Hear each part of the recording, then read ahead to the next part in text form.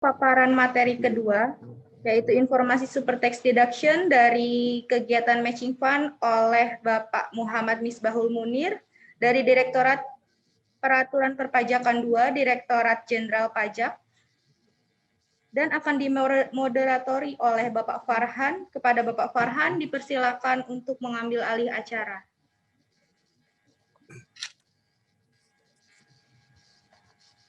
Bismillahirrahmanirrahim. Assalamualaikum warahmatullahi wabarakatuh. Salam sehat, salam sejahtera, dan salam semangat untuk kita semua. Vokasi hebat menguatkan Indonesia.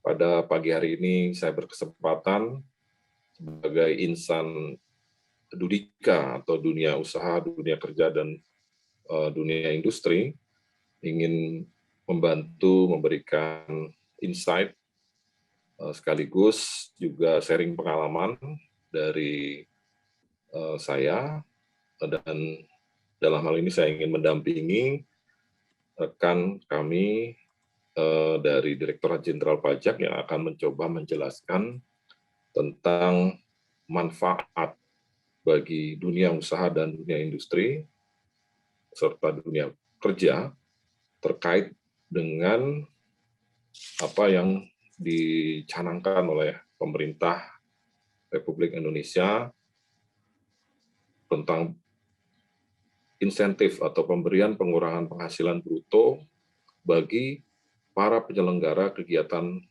baik itu praktik, pemagangan, atau apapun yang terkait dengan pembinaan dan pengembangan sumber daya manusia berbasis kompetensi tertentu, atau kita sebut dengan super tax deduction khusus untuk vokasi. Artinya ini sangat spesial dikhususkan untuk para Dudika yang berkolaborasi dengan perguruan tinggi vokasi atau sekolah vokasi, baik itu SMK, perguruan tinggi vokasi, perguruan tinggi penyelenggara pendidikan vokasi, termasuk juga dari kursus dan pelatihan atau pelatihan tenaga kerja lainnya. Dan pagi hari ini sudah hadir tamu kita yang terhormat dari Direktorat Jenderal Pajak. Tadinya Ibu Amalia tadi tiba-tiba mendadak ada perubahan, maka saya persilakan kepada Bapak untuk langsung memaparkan tentang peraturan Menteri Keuangan 128, termasuk beberapa tata cara, karena ini sudah jadi kebiasaan ya Pak bagi perguruan tinggi vokasi ataupun SMK, mereka hanya bikin MOU biasa, pada akhirnya ketika diajukan super tax deduction-nya ditolak karena tidak memenuhi peraturan Menteri Keuangan. Dan kita tahu bahwa ini sangat menarik ya, apalagi ditambah dengan stimulasi dari program yang sedang disosialisasikan ini, karena ini akan meningkatkan daya saing industrinya. Mereka dapat manfaat berganda, baik itu dari program ini terkait dengan pengembangan produk-produk mereka yang dibantu oleh para insan vokasi, karena vokasi ini tusinya itu penelitian terapan. Penelitian terapan itu adalah penelitian yang paling dekat dengan kebutuhan industri. Semakin tinggi level penelitian, artinya bukan lagi penelitian dasar, kalau penelitian dasar mungkin masih jauh dari tahap komersialisasi ataupun implementasi atau standarisasi, tapi penelitian terapan ini sangat dekat dengan kebutuhan dari industri. Termasuk di industri sendiri kan ada biaya-biaya yang menjadi momok, yaitu biaya pengembangan atau kita sebutnya R&D, yang nanti bisa diabsorb biaya tersebut oleh perguruan tinggi vokasi, istilahnya masalahnya dibantu diselesaikan, kemudian dikembalikan, bisa menyelesaikan masalah, biaya-biaya yang dikeluarkan pun bisa kemudian dikembalikan dalam bentuk pengembalian pajak atau super tax deduction ini. Silakan Pak Muhammad Munir, Misbahul Munir, untuk memaparkan materinya. Nanti kita setelah ini akan dilanjutkan dengan tanya jawab Pak, seputaran program MF dan juga tentang super tax deduction. Audiens kita ada para politeknik dan juga ada atau perguruan tinggi vokasi, karena perguruan tinggi vokasi itu bisa terdiri dari politeknik, bisa terdiri dari akademi, dan juga ada sekolah tinggi atau universitas yang memiliki pendidikan vokasi juga. Jadi ini entitas kita, dan di sini juga hadir beberapa insan industrinya Pak. Jadi ini bisa langsung dua pihak yang Bapak berikan. Mudah-mudahan nanti dari insan pendidikan vokasinya juga bisa memberikan informasi-informasi ini kepada calon mitranya atau pada mitranya yang sudah bekerja sama selama ini. Dan nanti saya akan share materi buku saku untuk super tax deduction di link chat pada Zoom kali ini. Terima kasih. Silakan Bapak, monggo. Ya, terima kasih Mas Farhan. Apakah suara saya terdengar? Kalau bisa dideketin lagi mikrofonnya Pak. Oh, ya. Jelas. Agak kecil. Oh ya. Ya, oke, jelas. Pertama. Baik. Assalamualaikum warahmatullahi wabarakatuh. Selamat pagi, salam sejahtera untuk kita semua. Yang terhormat Direktur Pendidikan Tinggi Vokasi dan Profesi Bapak Beni Bandanajaya. Yang terhormat perwakilan dari Direktorat Mitra Studi Bapak Saryadi Guyatno, serta para peserta dari perguruan tinggi penyelenggara pendidikan vokasi, baik negeri maupun swasta, dan mitra-mitra industri yang hadir pada pagi hari ini. Pertama-tama, kami menyampaikan permohonan maaf dari pimpinan yang saat ini tidak bisa hadir karena beliau ada penugasan lain. Di sini kami mewakili tim dari Direktorat PP2, saya Muhammad Misbahul Munir, dan bersama saya nanti ada Ibu Amalia. Kami di sini bersama-sama akan mencoba sharing dan mencoba menjelaskan materi terkait dengan super tax deduction, khususnya untuk yang program vokasi. Mungkin langsung saja ke materinya.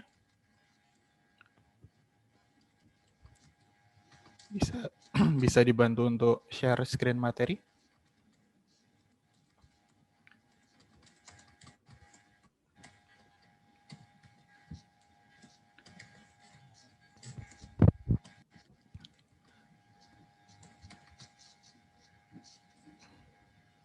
Agak turun mungkin, Mas.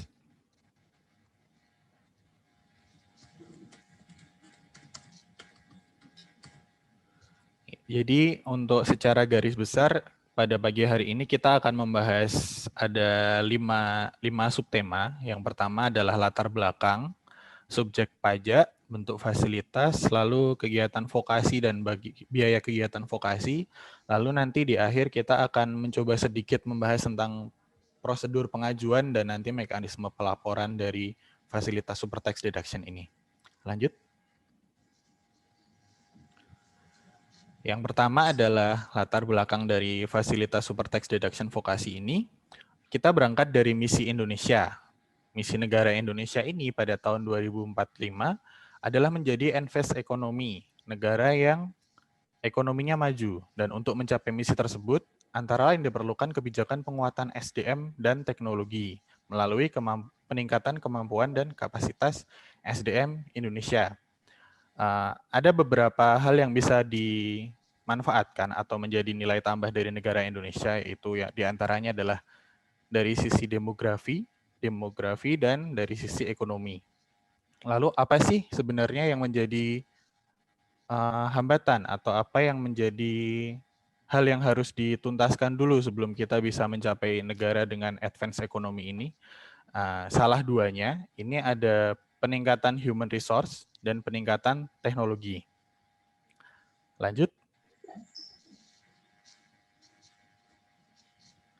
Nah, dalam peningkatan human resource ini, Indonesia menghadapi beberapa tantangan. Di antaranya adalah 1, pendidikan yang rendah.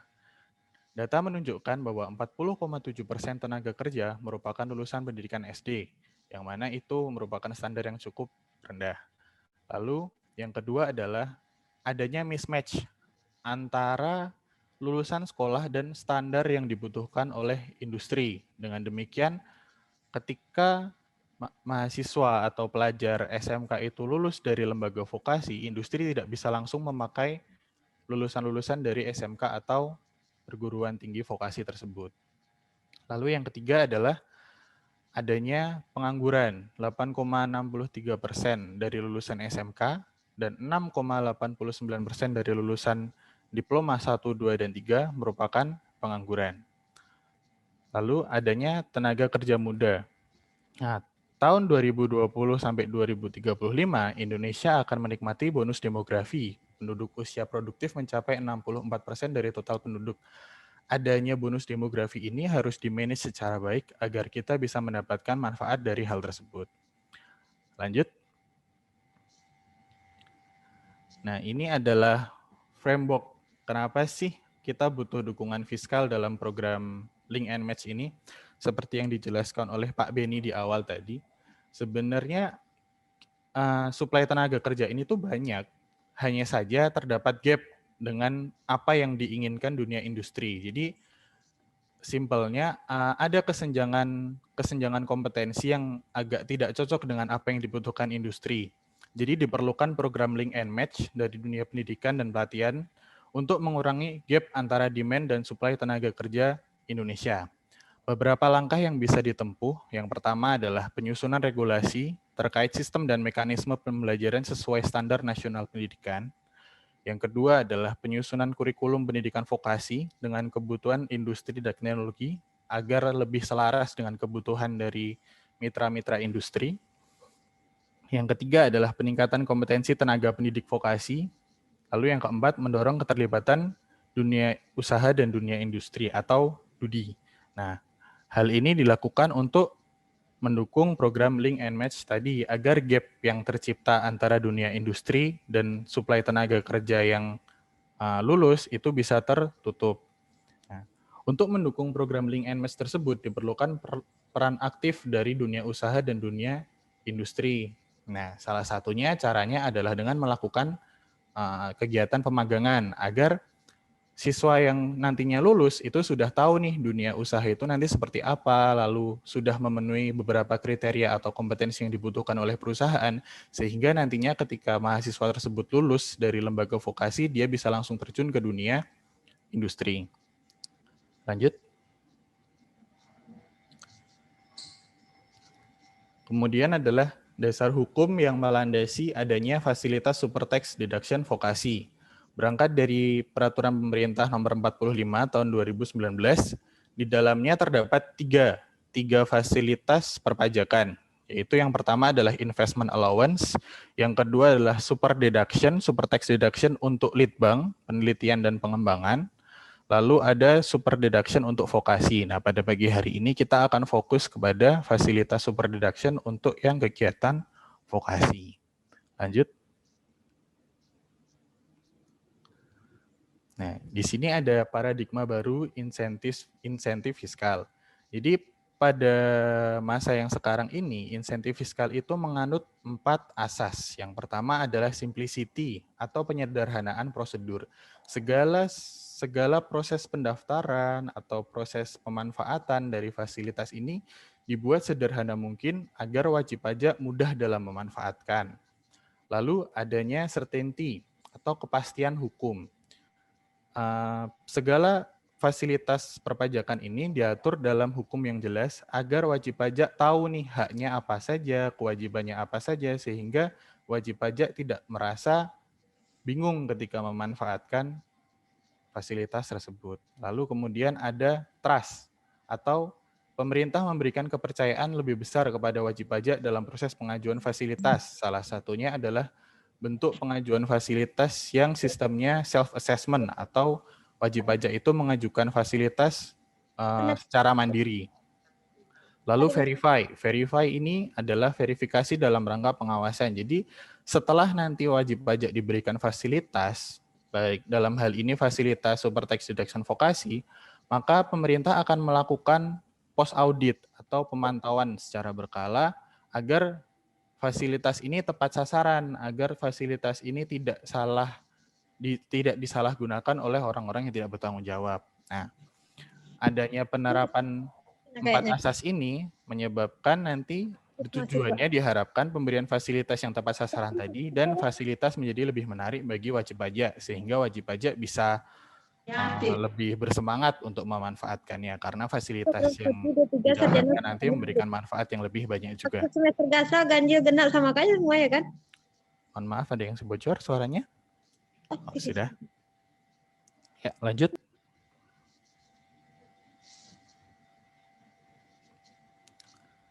Lalu selanjutnya adalah subjek pajak. Subjek pajak ini siapa sih yang bisa memanfaatkan fasilitas super tax deduction ini?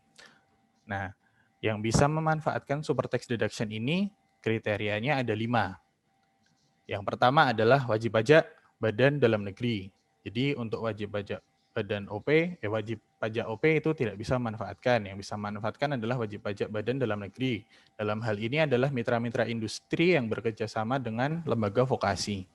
Lalu yang kedua, melakukan kegiatan praktik kerja pemagangan dan atau pembelajaran yang berbasis kompetensi tertentu. Jadi kompetensi yang diatur itu tidak semua kompetensi bisa masuk dalam program super tax deduction. Kompetensi apa saja yang masuk dalam program super tax deduction itu bisa dilihat di lampiran pada PMK 128 tahun 2019. Lalu memiliki perjanjian kerjasama. Perjanjian kerjasama yang dimaksud adalah perjanjian kerjasama antara lembaga vokasi dengan mitra usaha atau perusahaan yang memanfaatkan mahasiswa atau pelajar yang magang tadi. Nah, perjanjian kerjasama ini nanti akan dibahas lebih lanjut di belakang. Ada beberapa kriteria yang harus disesuaikan dengan PMK 128/2019. Lalu, yang keempat adalah tidak dalam keadaan rugi fiskal pada tahun pajak pemanfaatan tambahan pengurangan penghasilan bruto. Jadi pada tahun berjalan tidak mengalami rugi fiskal. Lalu yang kelima adalah telah memenuhi kewajiban perpajakan yang dibuktikan melalui surat keterangan fiskal. Lanjut.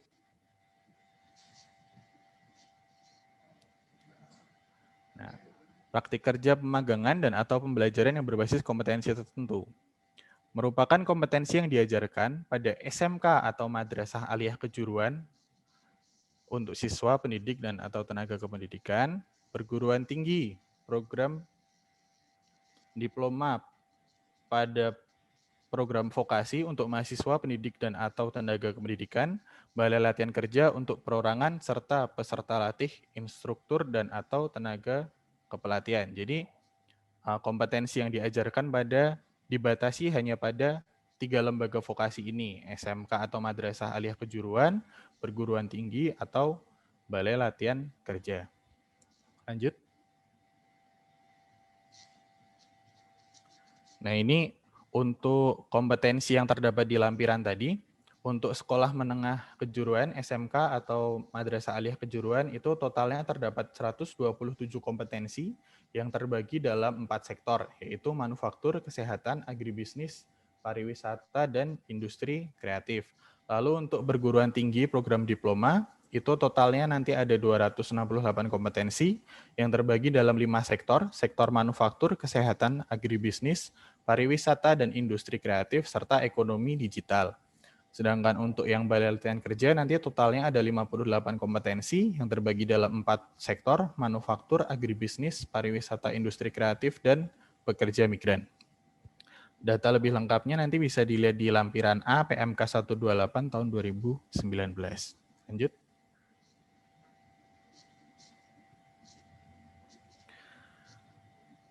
Nah, ini adalah bentuk fasilitas pajaknya. Fasilitas apa sih yang kita dapatkan dengan kita memanfaatkan super tax deduction ini?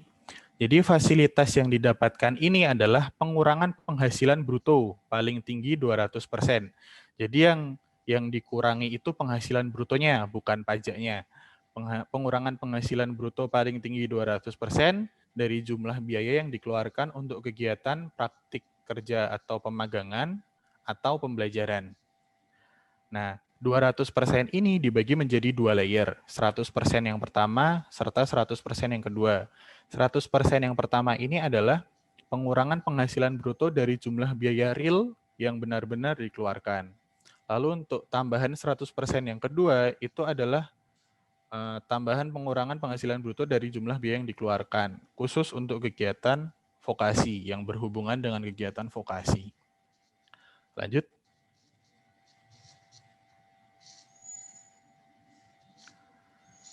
Lalu ini bentuk kegiatan vokasinya. Jadi secara garis besar bentuk kegiatan vokasi itu dibagi menjadi dua.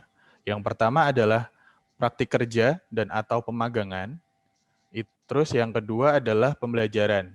Ya, jadi praktik kerja dan atau pemagangan ini adalah kegiatan yang diikuti oleh siswa, mahasiswa, peserta latih, pendidik, instruktur, dan atau tenaga kependidikan atau kepelatihan di SMK atau MA kejuruan, perguruan tinggi program diploma pada pendidikan vokasi, dan balai latihan kerja. Dan atau perorangan yang tidak terikat hubungan kerja dengan pihak manapun yang nantinya akan dikoordinasi oleh Kemenaker atau Disnaker provinsi atau kabupaten kota. Dengan syarat dilakukan pada tempat usaha wajib pajak. Lalu yang kedua ini adalah pembelajaran, kegiatan pengajaran yang dilakukan oleh pihak yang ditugaskan oleh wajib pajak, dalam hal ini adalah perusahaan mitra, untuk mengajar di SMK atau MA kejuruan, perguruan tinggi vokasi, atau balai latihan kerja. Jadi yang membagi atau membatasi dua jenis ini adalah pada angka 1 itu dibatasi kegiatan yang dilakukan di tempat usaha wajib pajak, sedangkan yang kegiatan kedua, yang pembelajaran, itu adalah kegiatan yang dilakukan pada lembaga vokasi. Jadi itu adalah pembelajaran yang dilakukan di SMA, SMK, atau perguruan tinggi yang dilakukan oleh orang yang ditugaskan oleh wajib pajak. Nah, lalu biaya-biaya apa saja sih yang bisa mendapatkan fasilitas? Nah, biayanya ini secara garis besar bisa dibagi menjadi 5. Yang pertama adalah penyediaan fasilitas fisik khusus atau tempat pelatihan dan biaya penunjang fasilitas fisik khusus tersebut seperti listrik, air, bahan bakar, biaya pemeliharaan, dan biaya terkait lainnya. Penyediaan fasilitas khusus ini bisa berupa gedung, bisa berupa mesin yang memang dia dedicate untuk kegiatan vokasi. Lalu, instruktur atau pengajar sebagai tenaga pembimbing. Jadi ketika mahasiswa atau siswa SMK itu belajar atau magang di tempat usaha wajib pajak, apabila ada instruktur yang membimbing, nah honor untuk instruktur itu bisa dibebankan. Lalu barang dan atau bahan yang untuk keperluan pelaksanaan kegiatan. Ini barang yang memang mendukung kegiatan memang mendukung kegiatan vokasi seperti alat-alat keselamatan atau bahan yang nantinya diolah. Lalu honorarium untuk pembayaran sejenis kepada siswa, mahasiswa, peserta latih, perorangan, pendidik atau pelatih, tenaga kependidikan, kepelatihan atau instruktur. Lalu ada biaya sertifikasi kompetensi bagi siswa, mahasiswa, peserta latih, perorangan, pendidik, pelatih, tenaga kependidikan, kepelatihan atau instruktur. Lalu lanjut. Nah, seperti yang dibagi di awal tadi, terdapat 2 pembagian secara garis besar untuk praktik kerja atau pemagangan yang dilakukan di tempat usaha wajib pajak dan pembelajaran yang dilakukan di lembaga vokasi. Jadi untuk yang dilakukan di tempat wajib pajak, itu ada 5 jenis biaya yang bisa mendapatkan fasilitas. Yang pertama adalah penyediaan fasilitas fisik khusus dan penunjang. Lalu honorarium, barang atau barang keperluan pelaksanaan, dan biaya sertifikasi. Nah, bedanya ketika biaya itu menyangkut penyediaan fasilitas fisik khusus dan penunjang yang merupakan barang berwujud atau tidak berwujud dengan masa manfaat lebih dari 1 tahun, maka itu akan pembebanannya melalui metode penyusutan. Jadi, berapa jumlah yang bisa dibiayakan dalam 1 tahun itu berdasarkan proporsi penyusutannya. Sedangkan untuk honorarium instruktur, honorarium peserta, barang keperluan, dan biaya sertifikasi itu dibiayakan sekaligus pada tahun terjadinya biaya. Nah, honorarium atau pembayaran sejenis untuk peserta ini ada ketentuan khususnya. Dengan ketentuan tidak ada hubungan keluarga, baik lurus 1 derajat, usaha, atau hubungan kepemilikan dengan pemilik, komisaris, direksi, atau pengurus. Lalu untuk bahan-bahan keperluan pelaksanaan kegiatan, ini bahan-bahan yang khusus digunakan untuk vokasi dan tidak ada tujuan komersial. Jadi apabila nanti siswanya ini memproduksi suatu barang, kemudian barang itu dijual dan menghasilkan income, maka barang tersebut tidak bisa dijadikan biaya untuk tambahan biaya yang 100%. Lalu yang kedua adalah biaya sertifikasi kompetensi, itu terbatas untuk sertifikasi yang dilakukan oleh lembaga yang berwenang berdasarkan undang-undang. Nah, lanjut untuk yang pembelajaran itu nanti biayanya hanya ada 2, itu honorarium untuk instruktur atau pengajar, biasanya yang dikirimkan oleh perusahaan untuk mengajar di sekolah-sekolah atau kampus. Lalu yang kedua ada barang atau bahan untuk keperluan pelaksanaan kegiatan ketika pembelajaran di lembaga vokasi. Lanjut. Nah, ini lalu ada ketentuan tertentu untuk tambahan biaya yang 100% atau yang layer kedua tadi. Ketentuan pertama adalah dapat dibebankan sebagai biaya dengan syarat tambahan pengurangan penghasilan bruto tidak menyebabkan rugi fiskal tahun berjalan. Jadi, apabila tambahan 100% yang kedua itu tadi nanti menyebabkan rugi fiskal, maka tidak bisa dibebankan seluruhnya. Nah, dalam hal menyebabkan rugi fiskal tahun berjalan, besaran tambahan pengurang penghasilan bruto yang dapat dikurangkan pada tahun berjalan sebesar jumlah yang tidak menyebabkan rugi fiskal pada tahun berjalan. Nah, nanti untuk contoh lebih lengkapnya akan dijelaskan di belakang. Lalu tambahan pengurangan penghasilan bruto tidak dapat diberikan dalam hal fasilitas fisik yang digunakan merupakan bagian dari penanaman modal yang mendapatkan fasilitas tax allowance dan investment allowance. Ini fasilitas fisik yang dimaksud adalah fasilitas fisik yang pertama tadi, yang dedicate khusus untuk kegiatan vokasi. Lalu, lanjut.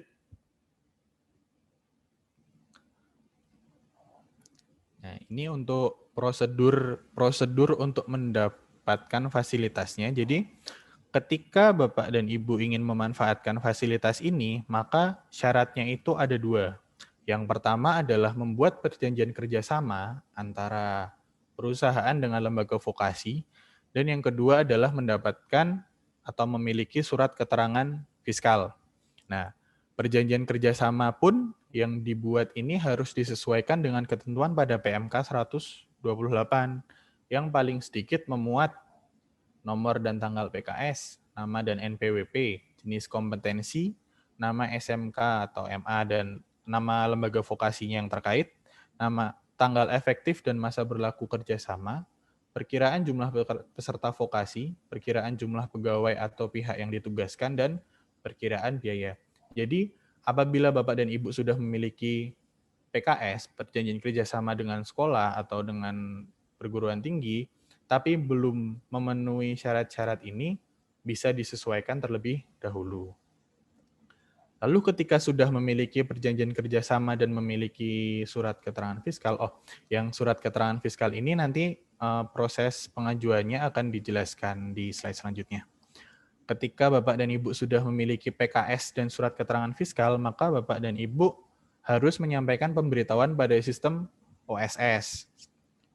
Lalu ketika perjanjian kerjasama ini sudah dinyatakan benar, lengkap, SKF-nya sudah dinyatakan masih berlaku, maka Bapak dan Ibu akan mendapatkan notifikasi bahwa perusahaan ini eligible atau perusahaan ini boleh memanfaatkan fasilitas super tax deduction. Nah, ketika nanti sudah memperoleh notifikasi dan sudah memanfaatkan fasilitas super tax deduction dan memperoleh pengurangan penghasilan bruto pada penghitungan pajak PPh badan tahunan, maka perusahaan ini harus menyampaikan laporan biaya kegiatan vokasi yang disampaikan paling lambat bersamaan dengan penyampaian SPT tahunan badan. Lanjut. Nah, ini adalah step by step-nya untuk memperoleh SKF. Jadi, SKF itu bisa diperoleh melalui laman online DJP online. Jadi, kalau Bapak dan Ibu biasanya lapor pajaknya online, itu kan sudah tidak asing lagi dengan laman DJP Online. Jadi nanti di menu DJP Online itu diklik saja menu layanan, lalu lanjut.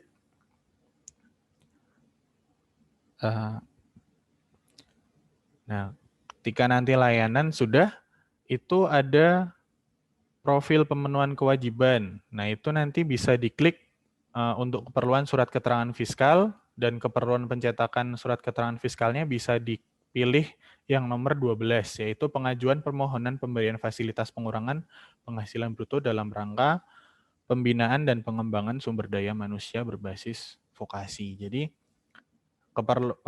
kebutuhan untuk menggunakan SKF ini bermacam-macam. Jadi ketika Bapak dan Ibu nanti akan memanfaatkan SKF ini untuk pengajuan permohonan super tax deduction vokasi, maka yang dipilih nanti adalah angka yang 12. Lanjut. Nah, ini adalah contoh tampilan SKF. Jadi ketika Bapak dan Ibu sudah memenuhi syarat, maka SKF itu akan saat itu juga ketika setelah diklik, saat itu juga Bapak Ibu mendapatkan SKF. Nah, apa sih syaratnya untuk mendapatkan SKF? Jadi untuk memperoleh SKF, Bapak dan Ibu harus memastikan bahwa perusahaan sudah tidak memiliki utang pajak, lalu perusahaan sudah menyampaikan SPT tahunan 2 tahun terakhir, lalu sudah menyampaikan SPT masa untuk 3 masa terakhir, lalu tidak dalam keadaan diperiksa atau disidik. Nah, jadi ketika nanti sudah sesuai, sudah memenuhi syarat, maka SKF itu akan langsung keluar secara otomatis. Saat itu juga real time. Lanjut. Nah, ketika Bapak dan Ibu belum memenuhi persyaratan untuk mengajukan SKF, maka akan muncul surat penolakan pemberian SKF. Jadi dicoba saja nanti kalau ingin mendapatkan SKF mungkin langsung dicoba di webnya saja, diklik gitu iseng-iseng, siapa tahu nanti bisa dapat SKF. Nah, apabila nanti yang keluar adalah surat penolakan, Bapak dan Ibu nanti bisa menghubungi akun representatif di KPP tempat Bapak dan Ibu terdaftar. Lanjut. Nah, tadi sudah prosedur perolehan SKF, ini adalah prosedur pendaftaran di aplikasi OSS. Nah, jadi nanti ketika Bapak dan Ibu sudah memiliki PKS, sudah memiliki SKF, maka yang perlu Bapak Ibu lakukan adalah menyampaikan permohonan untuk menggunakan fasilitas. Nah, di mana menyampaikannya? Menyampaikannya itu di laman oss.go.id. Nanti diklik menu fasilitas, vokasi, lalu diklik bagian permohonan. Lanjut. Nah, ketika sudah diklik bagian permohonan, maka akan Bapak dan Ibu diminta untuk mengisi form. Nah, di mana data yang ada di form ini sudah terdapat di PKS yang sesuai format PMK 128. Nah, jadi fungsinya menyesuaikan PKS yang sudah ada dengan PKS sesuai dengan format PMK 128 adalah agar data yang dibutuhkan saat pengisian OSS ini bisa dipenuhi. Lalu lanjut. Ketika Bapak dan Ibu sudah mengisi form pada laman OSS tadi, maka tim kami akan melakukan verifikasi data, baik nanti dari PKS ataupun SKF-nya. Nah, ketika sudah dinyatakan benar dan lengkap, akan diterbitkan namanya notifikasi OSS. Jadi notifikasi fasilitas tambahan pengurangan penghasilan bruto atas kegiatan vokasi. Nah, apabila Bapak dan Ibu sudah memperoleh notifikasi ini, maka sejak tanggal dikeluarkannya notifikasi, Bapak dan Ibu sudah bisa memanfaatkan fasilitas super tax deduction untuk yang kegiatan vokasi. Lanjut.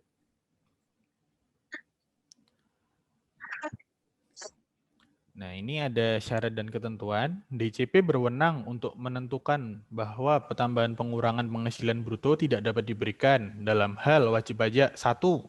Tidak membuat perjanjian kerjasama. Ini sudah jelas karena ketika Bapak dan Ibu tidak membuat perjanjian kerjasama, maka tidak akan bisa mengajukan di laman OSS. Lalu, melakukan kegiatan yang tidak sesuai dengan rencana kompetensi yang diajarkan sebagaimana tercantum dalam perjanjian kerjasama. Jadi harus diperhatikan ketika Bapak dan Ibu nanti membuat perjanjian kerjasama, kompetensi yang dicantumkan harus sesuai dan memang betul itu yang nanti akan dilakukan oleh siswa atau mahasiswa yang Bapak Ibu ampu.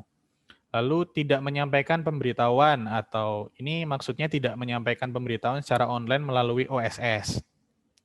Lalu yang keempat, tidak menyampaikan laporan atau menyampaikan laporan namun tidak memenuhi ketentuan. Nah, ini adalah laporan yang disampaikan paling lambat nanti bersamaan dengan penyampaian SPT tahunan badan.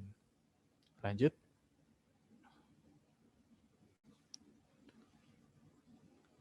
Nah, ini untuk contoh pembebanannya. Pada tahun 2019, PTD membuat PKS dengan SMKA pada bulan September dan mulai melakukan kegiatan vokasi atau praktik kerja pemagangan pada bulan Oktober sampai dengan Desember, dalam hal ini 90 hari. Ini ada beberapa biaya yang dicontohkan. Yang pertama adalah penyediaan fasilitas fisik dengan perolehan pada bulan September 2019, yaitu aktiva yang khusus untuk vokasi, itu 600 juta, aktiva komersial 150 juta, dan biaya listriknya 32 juta. Lalu ada biaya instruktur, honor kepada peserta, dan barang dan bahan. Nah, barang dan bahannya ini dibagi menjadi dua, antara bahan baku khusus yang memang khusus untuk vokasi dan bahan baku yang ada komersialnya, jadi mix. Lanjut.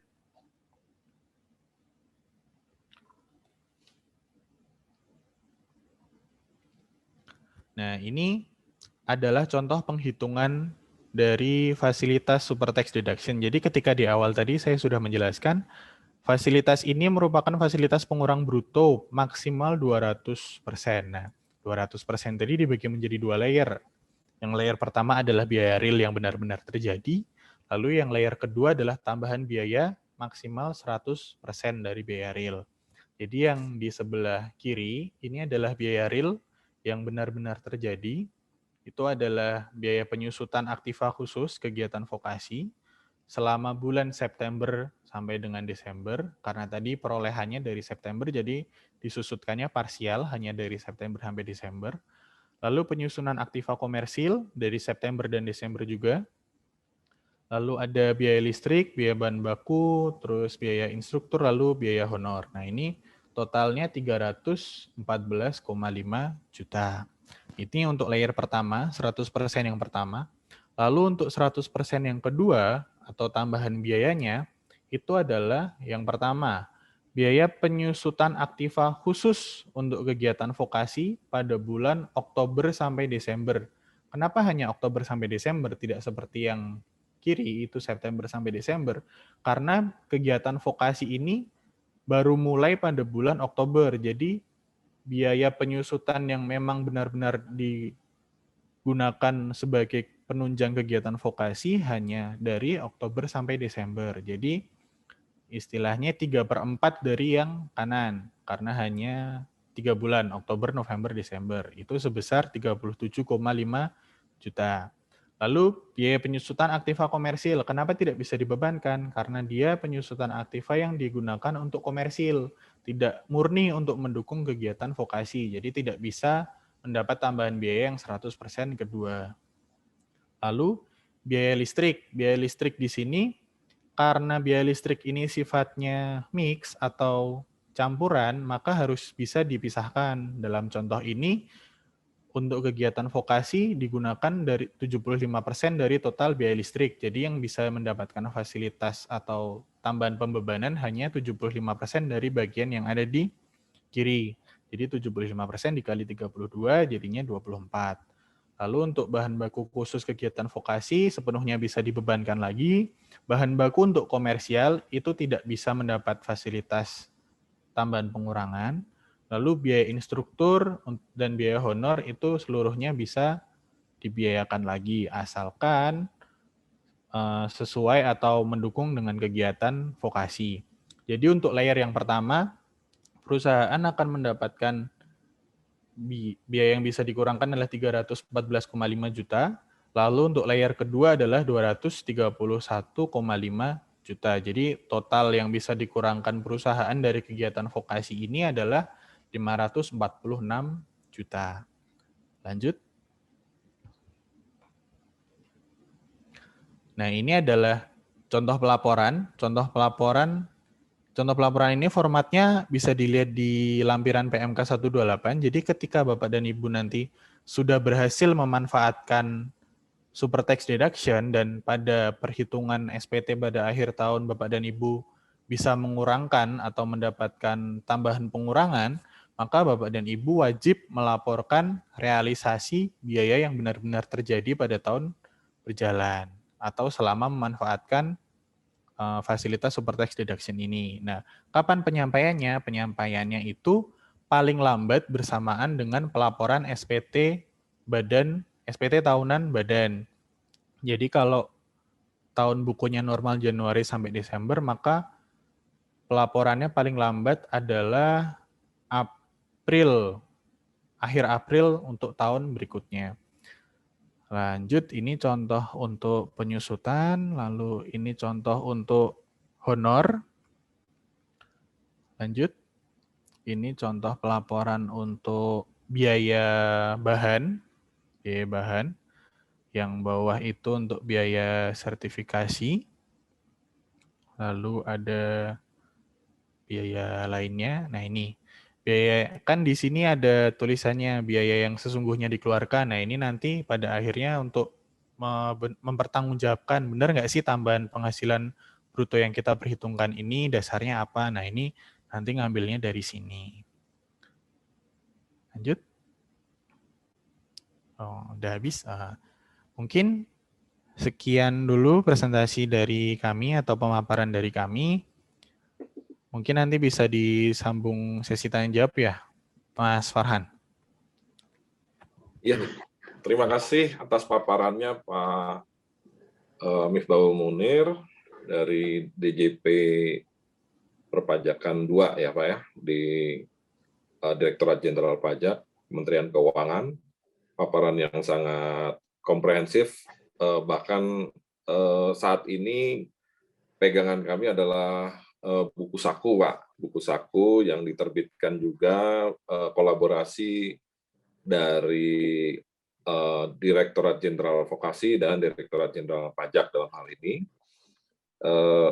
Namun pada hari ini secara khusus DJP menyiapkan materi untuk kita di sini terkait dengan program yang baru saja diluncurkan, Merdeka Belajar Ekosistem 11 oleh Mas Menteri Nadiem Anwar Makarim beberapa minggu yang lalu kalau nggak salah di tanggal 6 ya kemarin. Di tanggal berapa itu peluncurannya saya lupa.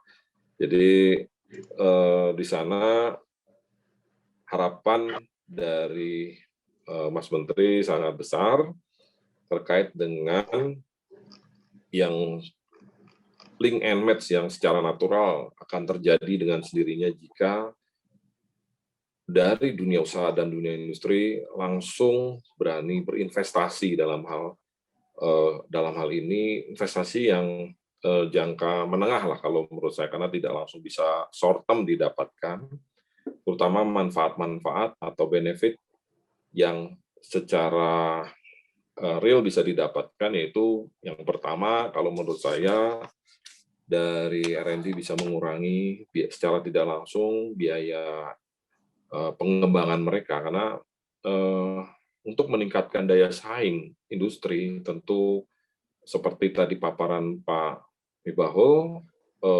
diperlukan adanya suatu human capital yang di-improve dalam hal ini. Jika berbicara tentang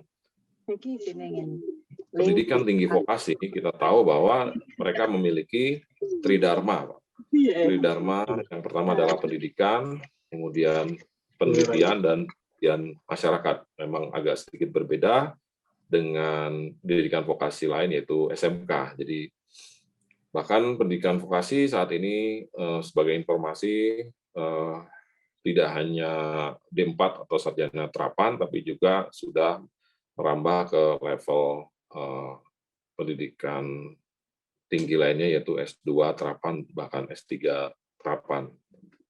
Dan seperti kita ketahui, ketika nanti sudah ada politeknik yang menghasilkan para S2 terapan dan S3 terapan, akan banyak sekali produk-produk yang dihasilkan, karena sekali lagi karena ini adalah ilmu terapan, vokasi adalah ilmu terapan, maka yang dihasilkan nantinya akan sangat dekat sekali dengan kebutuhan masyarakat secara luas, yang diharapkan akan meningkatkan daya saing industri nasional secara menyeluruh melalui peningkatan human capital yang tadi dijelaskan.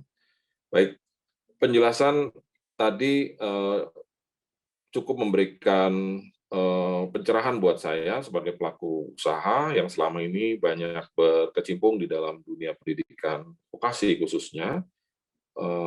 Dan ini terima kasih banyak atas insight-nya Pak Misbahul. Namun ada beberapa titipan pertanyaan karena saya belum melihat ada pertanyaan baik di kolom chat.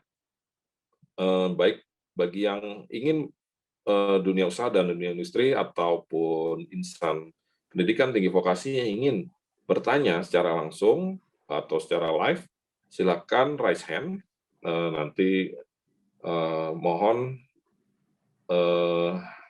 bisa disebutkan asal perguruan tingginya atau asal dari industrinya, nama dan juga pertanyaan yang akan diajukan. Mudah-mudahan nanti bisa dibantu oleh Pak Misbahul untuk menjawab. Sambil menunggu, ada beberapa titipan pertanyaan. Kebetulan saya tergabung dalam satu forum yang namanya Forum Pengarah Vokasi, dan di sana memang terdiri dari beberapa industri dari 5 sektor prioritas pemerintah RI pada rencana jangka pendek dan menengah, RJMPP ya, salah namanya, rencana jangka menengah dan panjang pemerintah RI, dan kita kemudian bergabung dan banyak kemudian melakukan banyak kegiatan, termasuk beberapa pembinaan secara langsung dan juga membantu mengarahkan kebijakan-kebijakan terkait dengan pendidikan vokasi. Pertanyaan pertama adalah yang sering dikeluhkan adalah tentang tentunya kembali lagi tentang, mungkin ini bicara karena belum banyak informasi yang tersedia terkait dengan PMK 128 atau tentang super taxation ini. Yang pertama ya pasti karena merasa rumit gitu, rumit dan mengajukan kemudian ditolak. Nah, mungkin kita tahu bahwa di dalam sistem accounting perusahaan pasti akan ada akun-akun, dan akun-akun tersebut pasti akun-akun biaya yang dimaksud. Nah, apakah diperlukan akun khusus untuk memposting biaya-biaya terkait dengan pembinaan pendidikan vokasi? Yang pertama itu. Tapi tadi sebetulnya saya sudah melihat sedikit terkait dengan laporan ya, laporan bahwa nanti akan ada laporan secara khusus, berarti akan ada biaya yang diambil dari akun-akun tersebut yang kemudian dituangkan menjadi laporan khusus. Artinya nanti kalau akan di tracing akan ketemu ini masuk di biaya yang mana. Nah, yang saya khawatirkan adalah ketika kita menarik akun tersebut, dan akun tersebut jelas tertulisnya adalah misalnya biaya bahan, gitu, biaya bahan baku, tanpa penjelasan lebih detail, padahal itu bahan bakunya dipakai untuk pembinaan pendidikan vokasi, apakah itu akan menjadi masalah atau tidak, gitu Pak. Kemudian yang ketiga adalah, tadi sudah dijelaskan sebetulnya pengajuannya berarti pada akhir masa pelaporan. Apakah dimungkinkan laporannya dicicil, misalnya berarti ini kan PPh badan yang akan didak ya, berarti bukan PPh yang lain misalnya 23 atau berapa, berarti sudah clear sebetulnya dari pertanyaan yang mau diajukan ini. Yang terakhir adalah dalam konteks program ini Pak, sebetulnya kan ada biaya-biaya yang kita harapkan adalah partisipasi, atau kalau berbicara dari sudut pandang Dudikanya itu adalah investasi sebetulnya. Ini harus dibuat satu pola pikir bahwa ini adalah investasi.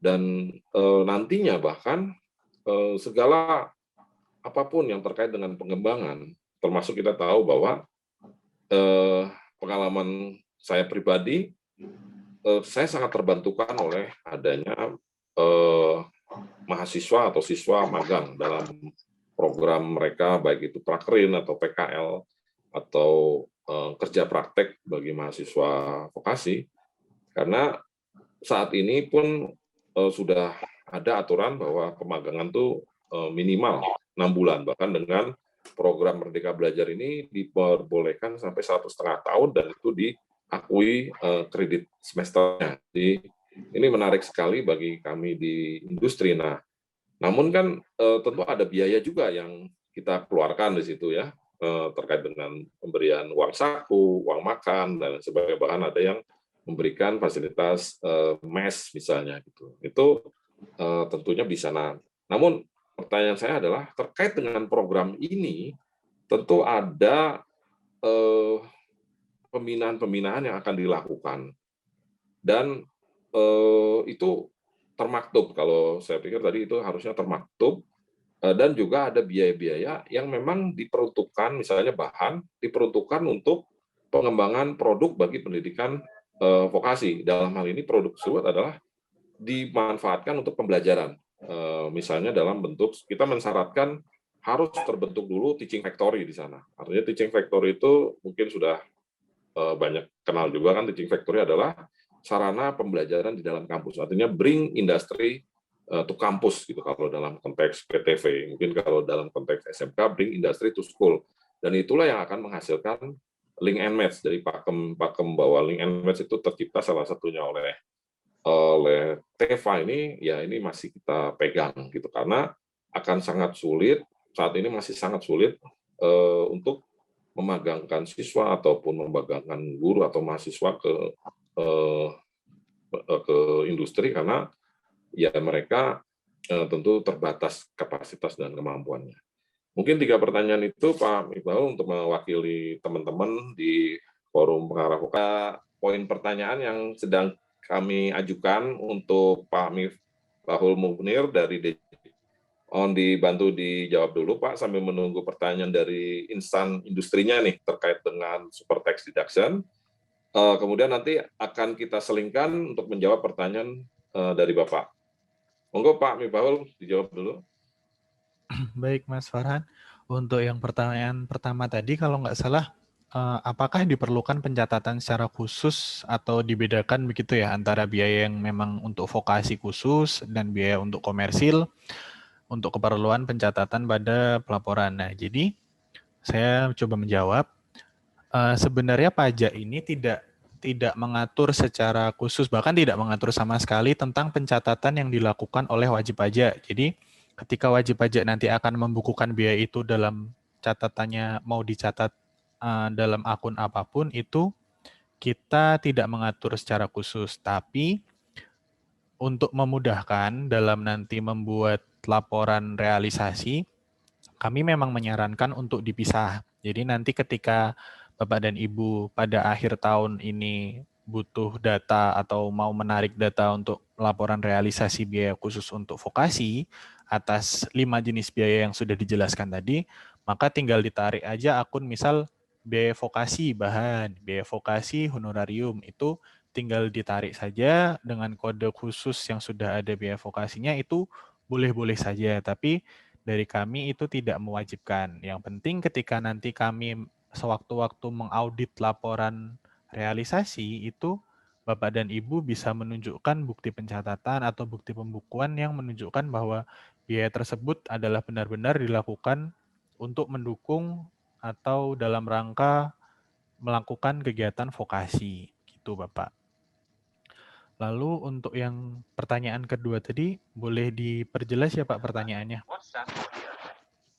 Iya Pak. Jadi pertanyaan kedua adalah Assalamualaikum. mungkin saya bisa tambahkan ini. Jadi tadi terkait posting biaya. Yang kedua kan sebetulnya awalnya kan terkait dengan pelaporan ya. Jadi tadi sudah clear sebetulnya itu di akhir tahun pada saat masa pelaporan PPh Badan. Berarti di sekitar bulan Maret ya, Pak.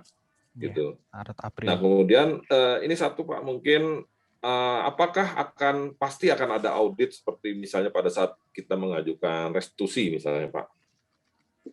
Oh, kalau itu enggak. Kalau itu nanti tergantung pada AR pada masing-masing KPP. Tapi untuk yang saya tahu itu tidak semua laporan itu diaudit. Jadi hanya untuk keperluan yang khusus-khusus saja. Tapi selama dia tidak tercantum atau tidak masuk dalam kategori yang wajib diaudit seperti restitusi. Kalau restitusi kan memang secara undang-undang ketika ada WP melakukan restitusi memang harus diperiksa dulu sebelum kita, istilahnya kan restitusi kita mengeluarkan uang dari kas negara, maka harus diperiksa dulu.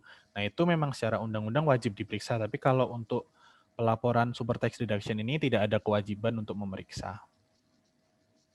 Oke, terima kasih Pak. Sebetulnya yang ketiga adalah mengaitkan dengan program yang pada pagi hari ini kita sosialisasikan, Pak. Mungkin nanti akan ada penjelasan lebih detail tentang komponen-komponen biaya. Namun sekilas dari paparan Pak Agus tadi pagi, bahwa biaya-biaya yang muncul di situ sebetulnya posnya mirip lah dengan yang tadi dipaparkan oleh Pak Misbahul. Jadi artinya jika hati-hati dalam konteks ketika membuat posting-posting biaya tersebut, sebetulnya peluang untuk kemudian nanti diterima pengajuan deduction tax-nya itu besar. Apakah bisa saya katakan seperti itu, Pak? Jadi pengajuan super tax deduction ini kan diterima atau tidaknya sebenarnya syaratnya cuma 2, Mas, antara dia punya PKS dan punya SKF. Terlepas dari itu, untuk perlakuan pertanggungjawaban berbentuk laporan tadi, itu sebenarnya dilakukannya kan pada akhir periode ya, ketika perusahaan melaporkan SPT tahunan badan, itu kan nanti di perhitungannya pasti ada jadi mungkin saya terlewat tadi. Untuk yang 100% yang pertama itu nanti komponennya itu akan dimasukkan pada SPT itu di bagian HPP atau harga pokok. Untuk yang 100% tambahan itu nanti di SPT itu akan dilaporkan sebagai penyesuaian fiskal negatif lainnya. Nah, jadi itu hanya untuk keperluan pengecekan itu aja sebenarnya, Mas.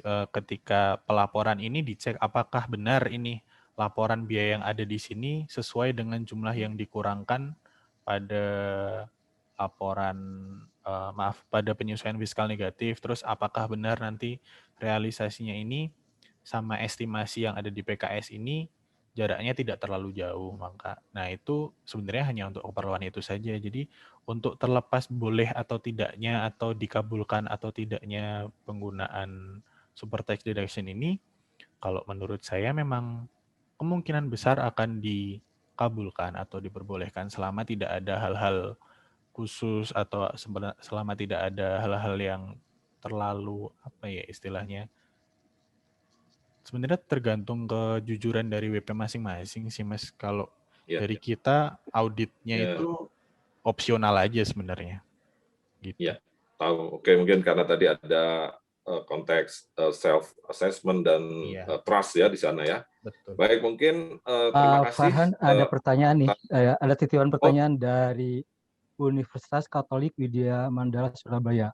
Pertanyaannya adalah, kami memiliki kerjasama dengan kantor konsultan pajak dan kantor akuntan publik. Nah, apakah konsultan pajak dan kantor akuntan publik juga bisa mendapatkan manfaat fasilitas super tax deduction ini? Silakan Pak. Berarti yang bersangkutan yang bertanya ini dari jurusan mungkin akuntansi atau perpajakan gitu ya. Berarti mitranya adalah KAP gitu ya. Ya, betul. Oke, silakan Pak Misbahul mungkin yang jawab. Silakan. Iya.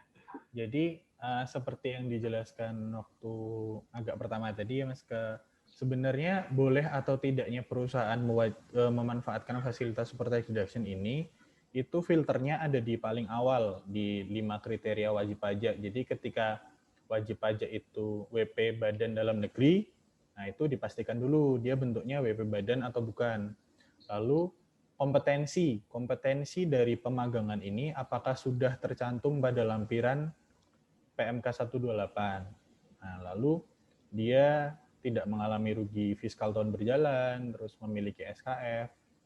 Itu selama mereka memenuhi atau badan itu memenuhi persyaratan di awal tadi, PMK ini tidak membatasi siapa-siapa saja yang bisa manfaatkan. Selama dia memenuhi persyaratan subjektif di awal tadi, maka siapapun bisa memanfaatkan. Baik. Sudah clear ya, saya rasa tadi materinya bisa langsung di-download, materi Pak Misbahul Munir nih fresh sekali, karena saya juga baru melihat materi ini dan sangat clear dan jelas, bahkan ada format pelaporannya bisa dipelajari. Bapak Ibu sekalian, saya saat ini saya sudahi dulu karena sudah masuk pukul 11, masih ada materi-materi yang akan disampaikan. Sekali lagi saya ucapkan terima kasih atas atensi, khususnya para pembawa materi, Pak Misbahul Munir, Pak Agus. Mungkin setelah ini akan dilanjutkan dengan paparan selanjutnya dan akan kita lanjutkan lagi dengan sesi tanya jawab yang kedua. Terima kasih. Wassalamualaikum warahmatullahi wabarakatuh. Vokasi hebat menguatkan Indonesia. Salam warahmatullahi wabarakatuh. Warahmatullahi wabarakatuh.